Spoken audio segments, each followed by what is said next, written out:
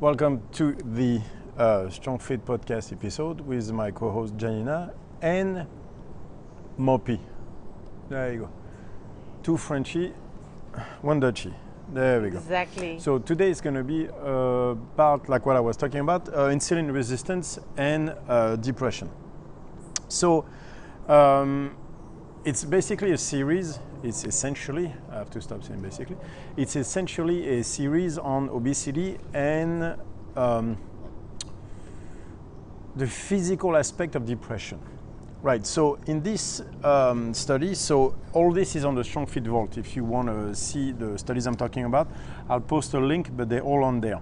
I'm going to talk about two that are very interesting today, but the first one is going to be incident major depressive disorder predicted by 3 measures of insulin resistance. So they're all usually meta-studies, by the way, or review papers. And what is very interesting about this is we're talking on this one about MDD, so major depressive disorder. Last time we talked about what is a somatic version of depression, which means a freeze mode on the physical side being related to obesity, like visceral fat, really, that was the thing. This one is saying that you can predict the formation of major depressive disorder, which is not fun. We're not talking about just somatic depression. We're talking like bottom of the hole. This is where people think suicide, shit like that. Like we're talking about the real deal. And that was predicted by insulin resistance, and even, as we're going to see, by prediabetes. Like they could predict the onset of MDD through the beginning of prediabetes over a 2-year study. So it's very interesting because it starts to show that depression is a complicated thing. It's not just a physical thing. It's going to be there's a mix on this of cognition and somatic into all this. But depression is a massive freeze mode that cannot be only associated to like they say it's a disease. It's more complex than that. It's a function first. It's like calling cancer simply a disease is actually incorrect. There's many facets to that. So there's many facets to depression. There is the aspect that is somatic, but there's also the aspect that is cognitive. Anyway, so I want to start by reading, a little bit of the conclusion of the study, so we can go into this, because the meta study, this study in particular, was done over 9 years. 9 years, so it's pretty solid. Yeah. So, major depressive disorder is the leading cause of disability worldwide, MDD. Yet there remain significant challenges in predicting new cases of major depression and devising strategies to prevent the disorder. So identifying risk factors is important.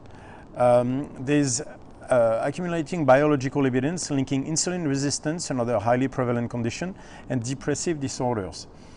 So the objective of this study, whether to examine, if you can predict or not, at the time of study enrollment, was associated with an increased rate of MDD over a 9-year follow-up period. So pretty good. And to assess whether the new onset of these surrogate measures during the first 2 years after study enrollment were predictive of MDD. So the method, this is Dutch actually. So the study population comprised 601 participants, 18 to 65. So a wide range of people, very importantly, without a lifetime history of depression or anxiety disorder. Right. So first time MDD, so that's a big one, right? Exposure measures using triglycerides, HDL ratio, the typical stuff. 14% of the sample developed major depressive disorder during follow-up. By the way, 14% of people, so because they started at its population between 18 and 65, so it's a wide range. It's basically the adult population. 14% of them developed MDD. That's a huge percentage. That's 1 out of 6. Yeah. 1 out of 7. 1 out of 7 people developed major depression disorder. That's a humongous number. 1 out of 7? Yeah, but 1 out of 7 is that bad? Like it's like bottom of the Oh yeah, we're talking MDD. We're not talking like I don't feel good today. We're talking MDD. Imagine in the US, you're talking about 21 million people will develop. 300 million people are there. You're talking 21 million people are going to develop within the next 10 years MDD. Jesus Christ. Yeah. No, what am I? 21. I'm going 27. I'm multiplying by 7. It's no. It's not 7%. It's 14%. That's a humongous. That's crazy. That's 50 million people. Wow. But that's, I mean, okay, it's 600 people, so you can't generalize to an entire population. But still, that makes it such a big. Big number. Such a big number. It's crazy. Anyway.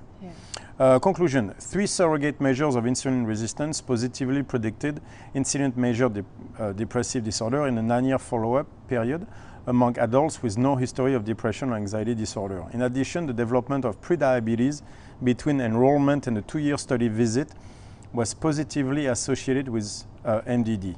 So can you translate that piece? Right, so that means that like it was done over 9 years, right? So there's the original study, because of the way the study is designed, is they need to screen people. What they wanted with people with no history of anxiety disorder or depression disorder, right? And so they screen them psychologically and physically to see if they have insulin resistance and all that stuff. So you have someone with no insulin resistance, nothing, and no history of that. At the 2-year mark, because they came back, they saw that the people that were developing diabetes, so they were pre-diabetic at the 2-story mark, when they reached to 9, were basically most of them ended up with measured depression disorder. So that there was, and pre-diabetic is insulin resistant, it's all that. It's the capacity to process sugar. That's what pre-diabetes is you can't process sugar anymore. That's what insulin resistance is. Obviously, it's more complex than that, but it's all that idea. So basically, that study was saying is that your capacity to process carbs, right, was was tightly correlated. Was tightly correlated with measured depression disorder. Like what I found fascinating about this, in a morbid way, is first of all the pre-diabetes thing. Is like we're not talking about physical discomfort. We're talking about MDD, which is like as I say, it's a leading form of disability worldwide. It's like people that can't work, that can't get out of the house, like completely down. And they could predict it based on being pre-diabetic. So that means that your capacity to process carbs, sugar in that case, has a direct correlation with your capacity to function. So when we put diabetes as a disease that diabetes as a disease, yes, but depression as a disease, it seems to be a vastly more complex thing like that, and there is a physical component to that. Why do I put it in the obesity stuff? Because like that thing linking it to pre-diabetes shows that it's the difference with all this is eating habits. It's the eating habits that lead you to be pre-diabetic. Some people have type 1 diabetes, which means it's genetic, but they're not pre-diabetic. They were born basically with a diabetes problem because that's genetic. When you have someone who develops after 18 a pre-diabetes and then eventually diabetes, it is diabetes too. It is totally based on lifestyle and eating habits. And so it showed that people with eating habits towards sugar and all of that were developing MDD as they want at a very, very high percentage. So you link that to the freeze mode linked to the waste, to the visceral fat, and you can see that nutrition and lifestyle habit are a humongous part of the depression problem we have in Western society. Like you can't avoid that. Not even on the well-being of people, but purely function of people, right? People can't. Yeah, MDD you can't function. I was going to say, imagine if 14%, right? That 14%. That's such a big number. Doesn't function in what happens to the society, though? Right. Like that's almost 100 of the 600. Like, can you imagine? You take 600 people, almost 100 of them will develop MDD. Like, again, this is a study, so I don't think we can apply it worldwide, at least to Western society. No, but more as an idea. Even if it's just 10%. Yeah, more as an idea how big of a number it is, and also closer to 40 million well, people I in the US. think everyone who's watching this, but I think knows that already. But it shows you how important it is what you put in your body. Right, and because you can literally eat yourself into a the body depression, body positivity movement, like saying like, you know, like being fat, because now it's not just like being round is a shape. I'm like, yeah, sure. I'm not saying people should find others attractive on how they look. Like it takes, you know, like stroke from different folks. It's like sexually, people have their kinks wherever they want, as long as it's consenting people, you know, consenting adults, and no one gets hurt more than they want to. Who cares, right? Mm-hmm. But the idea of saying like that the amount of fat that you carry, for example, has no effect on your health is completely wrong. We saw that from the somatic part of depression, but it seems that those unhealthy choices, so in that case being obese, because you can link being obese and insulin resistance. Like that one is, like you're not going to see obese people that are not at least pre-diabetic. Like it's just not going to happen. You can link that directly to MDD. So we have to be able to put those things out there so that people understand the risk that they take by not having a healthy lifestyle. I think the body positivity movement is starting to take away that by making it okay to be chubby, fine. To be overweight, have far. Because like it's showing that every time. And we were showing like the worse he gets, the worse you get. Like it's not like, you know what I mean? Like it's not bidirectional. It's not like you have depression, so therefore you're gonna eat bad and then, no. The people that were pre-diabetes, they did not show sign of depression. It's after that that depression starts to set in. So you can't reverse it by saying the reason they're obese is because they're depressed.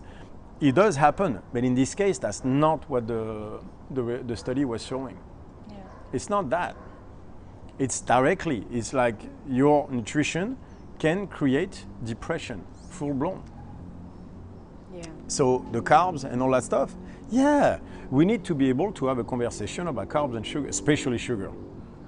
Yeah. Like, I'm sorry, and no one wants to have that conversation because everybody likes it, which is where we are in Western society right now, where we are so soft that you can't have any hard conversation anymore. Everything is a gateway to something now.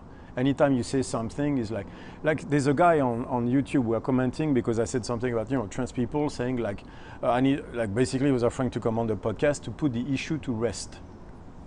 I'm like, put the issue to rest? Do you know how arrogant this is, that you think you can put the trans issue to rest? It is a massive, complex issue. No one can put it to rest because no one even agrees on what trans truly is. Like I was showing the difference between what was the norm 50 years ago to a completely change in behavior about body dysmorphia in the last 10, 15 years. That anybody who understands how those things work should be concerned about the fact that we have people wanting to transition that do not come from a background of early body dysmorphia. That's the point I was making. Right, he didn't address any of those things. He was like, well, people do transition because of, that's not the point I was making. All of this, and I think that's also the food thing, becomes an emotional thing. We're talking about, we're having a factual conversation about food and about weight.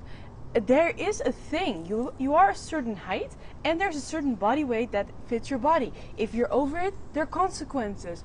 Right, and by the way, like again, the BMI is complete bullshit, no, but that's not the point. But like the thing I've noticed is everybody has their weight, and you're gonna fill it with muscle or you're gonna fill it with fat, but you're basically gonna be at a certain weight, unless you abuse it and then you're completely obese. But like I hover around the same weight for the last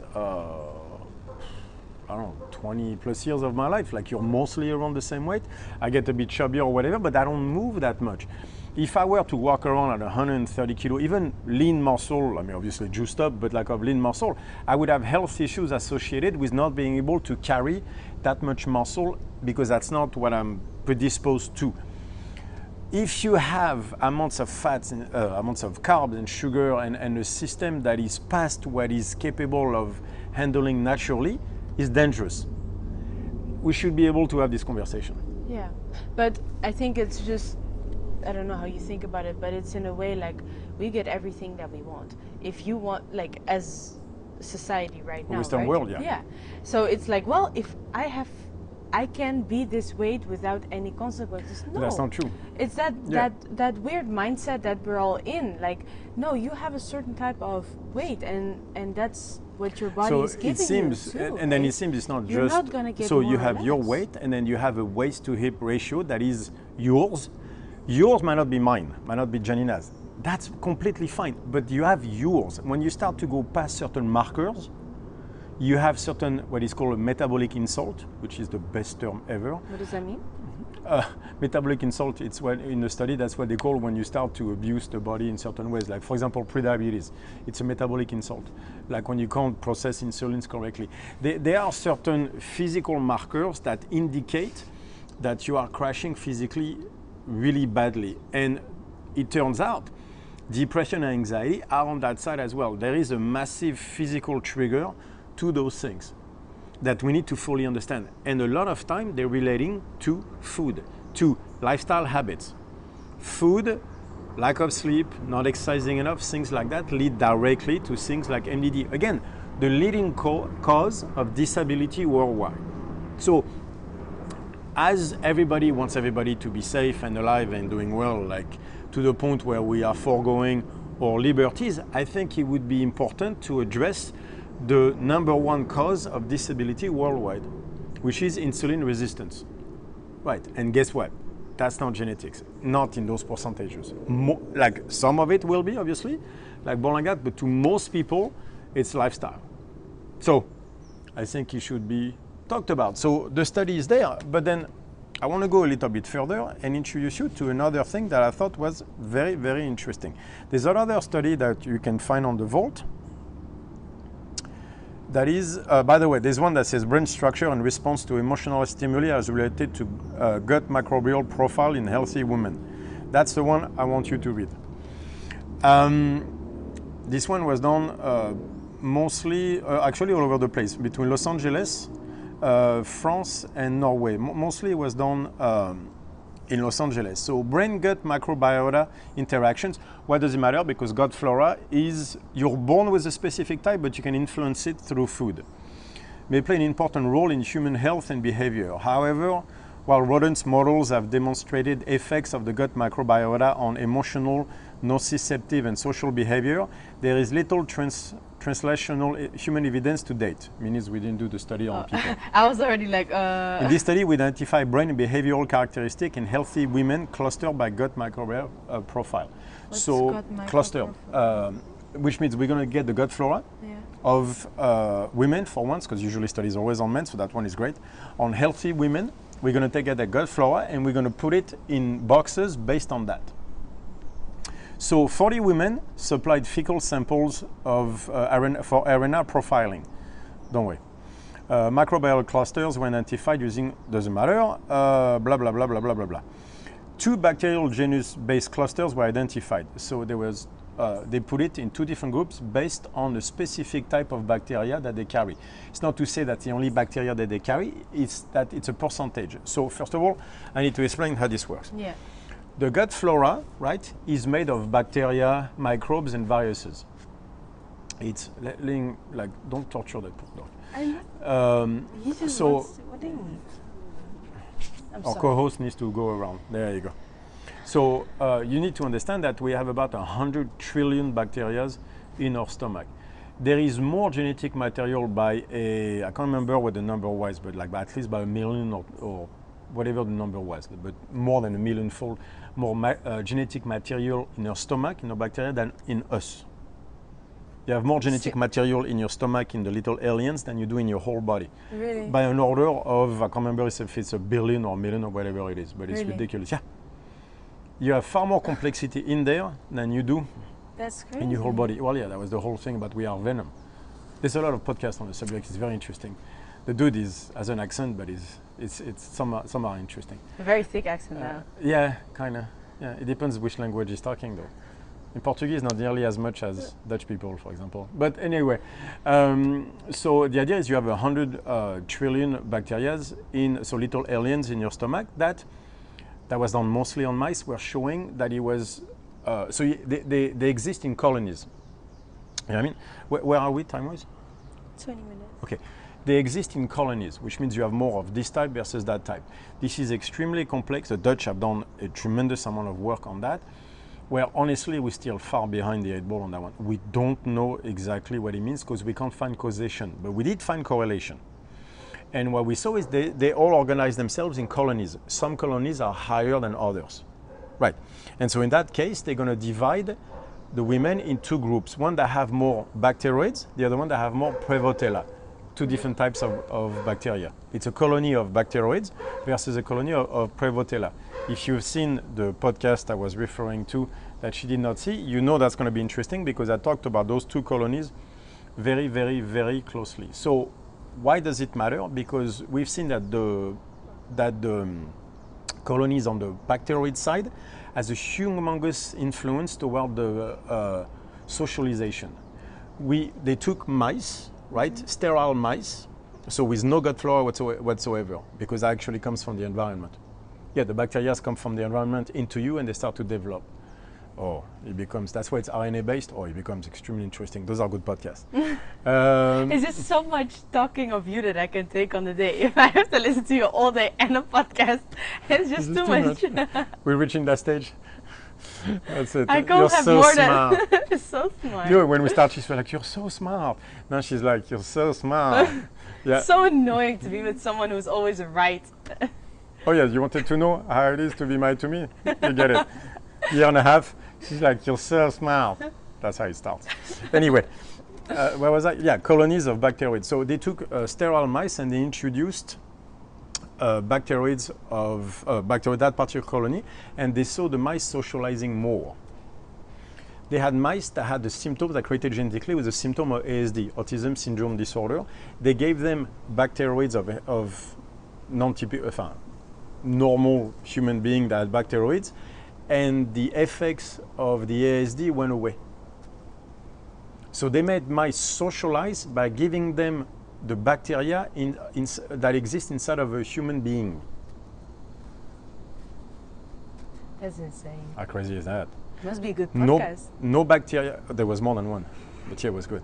None of the bacteria, not socialization. You put the bacteria, they start socializing.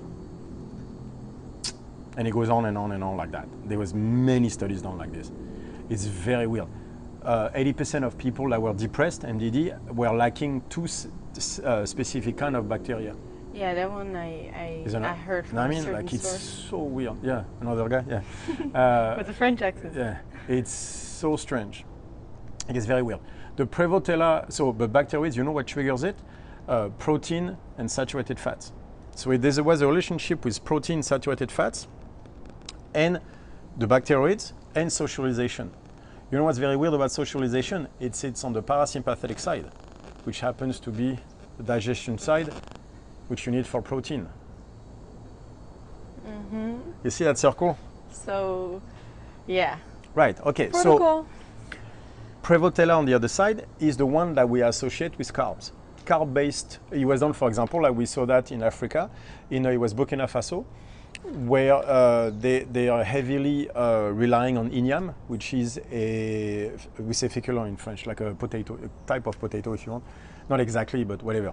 Carb-based culture. And we saw that those kids have a very, very, very high amount of Prevotella comparatively to the kids from a culture of protein.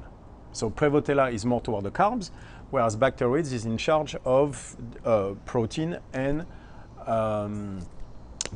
saturated fats, turns out. So fatty meats, right? So fatty meats socialization, Prevotella was more the carbs and everything. But what does Prevotella exactly induce when we come to reaction, behavior, and things like that? That's what that study is getting into.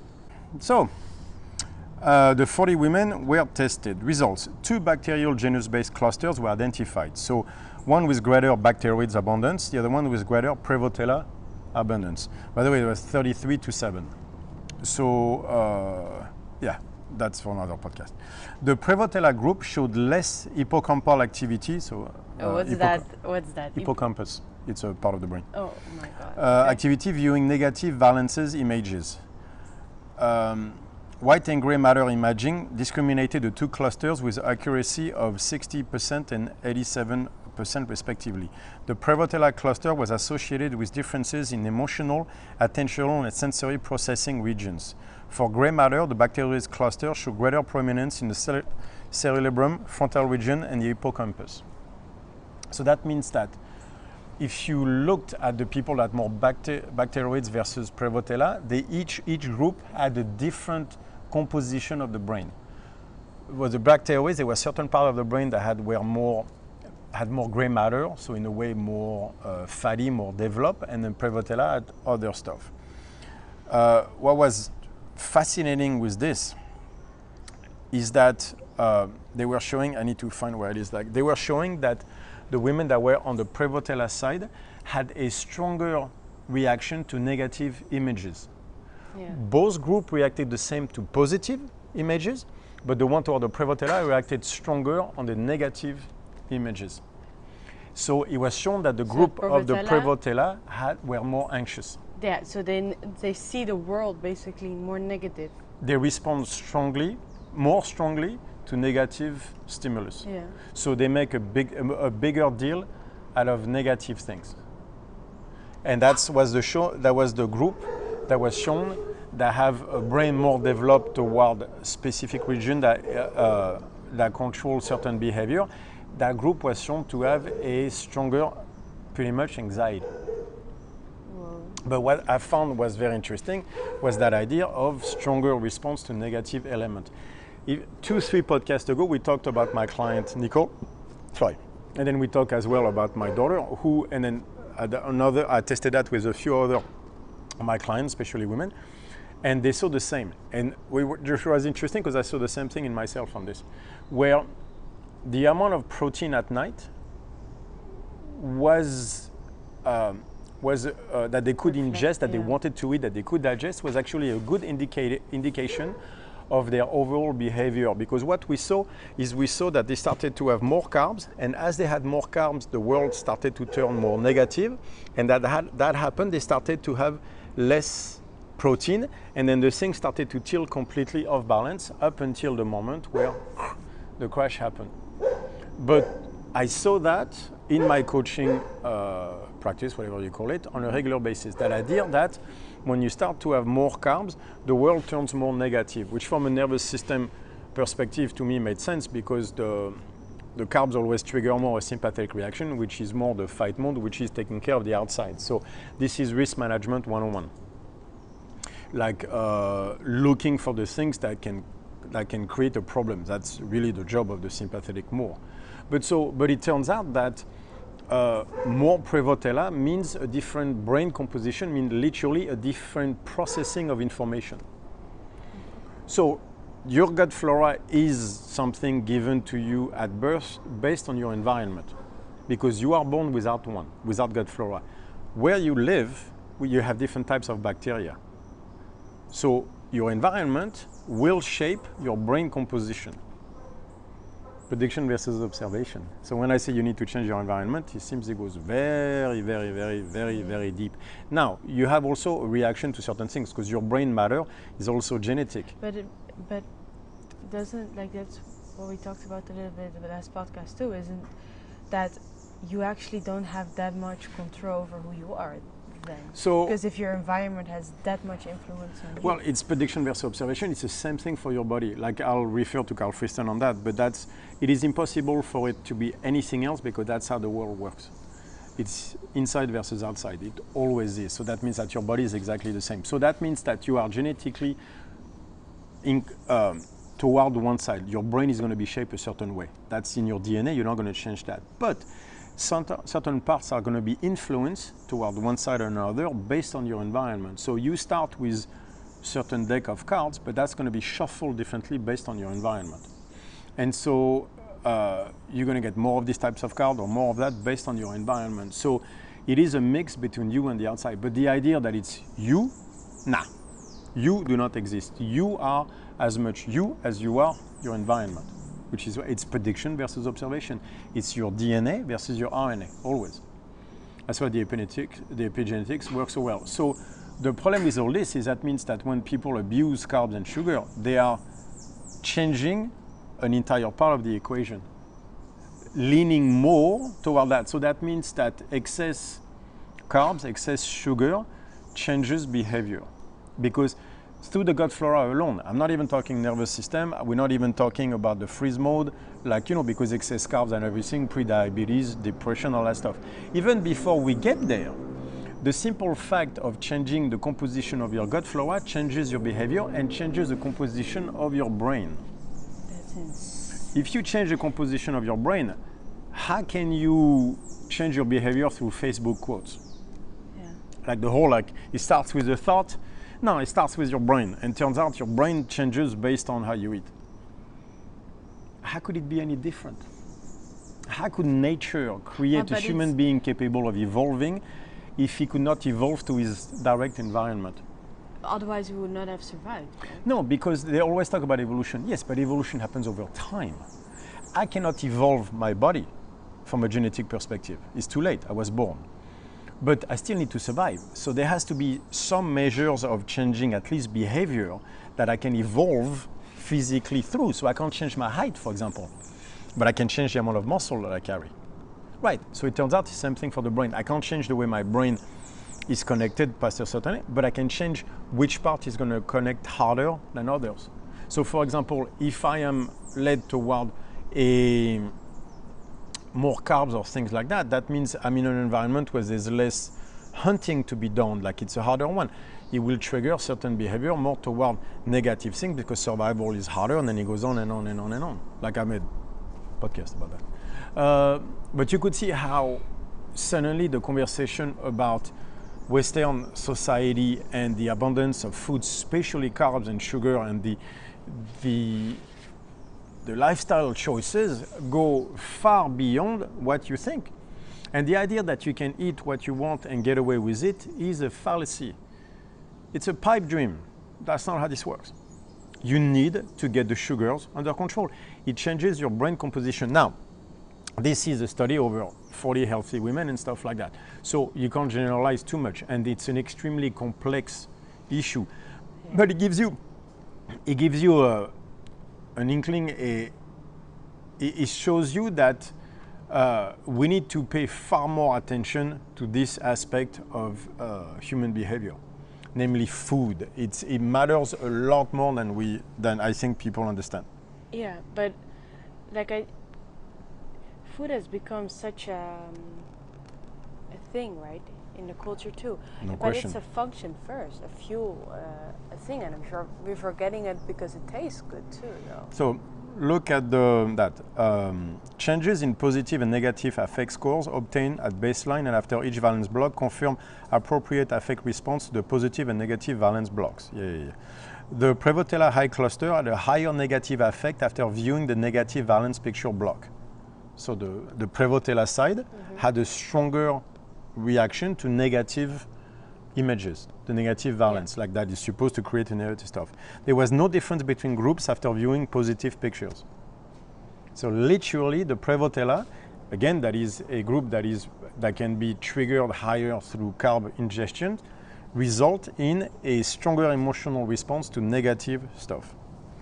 Negative lower bold activity in the right hippocampus, so it's just a part of the brain, during negative stimulus was observed in a Prevotella high group. So that means that the hippocampus, on people with high Prevotella, the hippocampus is being lowered through the Prevotella group. No differences were seen in the other regions during negative emotion condition. And no regions of interest were different in a positive emotion condition. In this particular case, he was showing that there was a region of the hippocampus that is responsible with negative versus positive emotion that were directly affected lesser in activity for the people in the Prevotella group. So literally, bacteria, brain change, like certain parts of your brain not acting the same way, based on which bacteria you had developed. Like this needs to be done over way more people and separating a number of things, but at least it gives you, again, we are not there yet, but it gives you an idea again in the same direction every time. And then one brain signature comprised of 10 watt minor connectivities was able to discriminate between the bacteria high and the Prevotella high. which means if you look at the brain people decompose on 10 places where they had a white gray matter, you could tell the difference between the bacteria group and the Prevotella group, just based on the brain composition.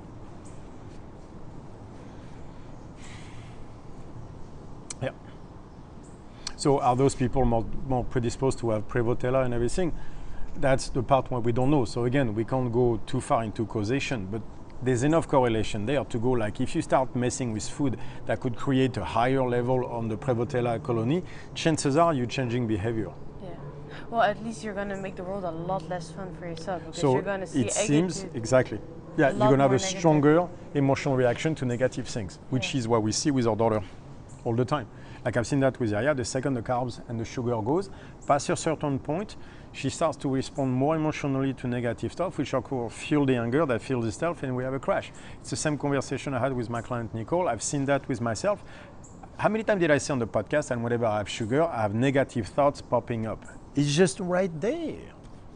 It's carbs and sugar, man. In too large quantities. I'm not a low carb guy because I think you can have as much carb as you want during training because you're in the sympathetic state. But the food and the state have to be taken into consideration. And the gut flora we have to pay attention. Your lifestyle choices will decide who you are. Well, yeah. So no matter which angle I go at it from, what you see is elevated sugar, problem. And in that case, depression, because the system is crashing. You have to take care of yourself. You have to take care of yourself. And I'm sorry, but being obese is bad for you. Like, the whole, like, the whole thing that food is not gonna affect you is just a concept that's just right. So that's not the thing, true. is because we all like the taste of it, because we built a society almost around that. Food has always been a cultural thing. We have lost. I think we have lost our capacity to see the importance of food in our own behavior and things like that. Like we think we though. Like, because you're not fueling if I hear it correctly, if you're not fueling the body correctly, it doesn't function the way you need. But it's because food is not fuel anymore. Fuel is something else. And don't get me wrong, I'm French, I get it, but like we are reaching a stage in society where the abundance of food is extremely dangerous. And we saw that of the rate of obesity with the virus of unknown origin, that people that were overweight at some point were like 80% of the people in the ICU. Like, it's just, like, we have to stop saying that being overweight, obese has no health. Because, you know, some people on the internet actually say that the amount of fat that you carry has nothing to do with your health overall. Like, we have to stop saying that this is hurting people. MDD is the leading cause, the leading disability worldwide, and it is linked to the waist to hip ratio getting out of whack a little bit more every year. But I think it's just, people say that because it becomes such an emotional thing. It doesn't mean anything about who you are as. It affects who you are as, I mean, the person you are, but I mean, like, it's not a personal attack. No, but what I'm trying to say is your weight is affecting you negatively. I want to see you do well. If you had a broken leg, we would also say, like, well, don't walk on it. Right, I want to see you do well. And the fact is, when your nutrition, your lifestyle habits are out of whack, you cannot do well. You will not do as well as you should. You might be like, I'm fine. Not as fine as you can be if you get your health into your habits into control. We need to start taking responsibility with food. Stop, like the obesity, like we're losing. The reason I'm pissed too is if we are doing better, I wouldn't even talk about it. But we're losing. People are getting fatter, younger by the day. And the body positivity stuff around it is just pissing me off now. Like now they have to shut up a little bit because of COVID, but like pre-COVID, oh my God, like I got called out for saying, like, during the COVID, is like, yeah, it's fat people getting it first. What I mean by that is obese people are a massive part of the ICU population, over 80%. And they were like, how dare you say that? I was like, I'm talking about the numbers. I'm not saying obese people are bad people. I'm just saying it's a fact. You say it in a blunt way. But no, but I'm looking at people as a group. No, but you're actually as a culture, we move in a train. Right. If the train is composed of mostly people that are that have major depression disorder, it will crash society. At some point, you cannot function as a society when most of the people have an affliction. This happened in a Chinese culture like over 1,000 years ago, where the opium use was so bad that society was grinding to a halt. Well, not 1,000 years ago, because that's what Mao started killing all the drug dealers. So we're talking over 100-something years ago. He had an interesting way of dealing with it. He just killed all the drug dealers and some of the addicts. Yeah, but it was getting to a point where society was slowing down. Like this obesity problem, because it is, will put Western society, will grind it to a halt. Like we are not treating MDD, major depression disorder, with the urgency that we need to. It is far more dangerous than we understand. And it goes all the way to brain composition, it seems. That's how far nutrition is taking us. So yeah, protocol. And now I understand why the protocol had the effects that it did, because it seems it goes far deeper onto the epigenetics than we understood. Anyway, that's the part of the podcast, and then you leave my brain fried for the second podcast in a row. There you go. And then we'll go. I want to go a little bit further on the next one, because there's one more layer when we're going to go into inflammation. Yeah. And how much it affects the brain and like that, and all that as well will be linked to what they call metabolic insults. Thank you, guys. All right, Talk to you soon. Thank you.